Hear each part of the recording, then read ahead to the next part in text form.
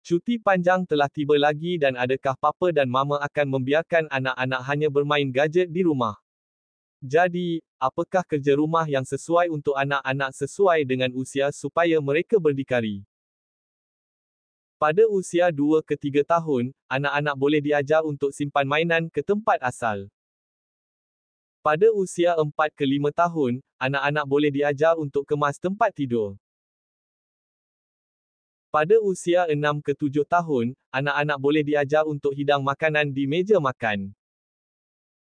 Pada usia 8 ke 11 tahun, anak-anak boleh diajar untuk mop dan vakum lantai. Pada usia lebih 12 tahun, anak-anak boleh diajar untuk gosok baju dengan setrika. Pada usia lebih 30 tahun, anak-anak boleh diajar untuk mencari nafkah, membayar bil dan membeli barangan keperluan bulanan.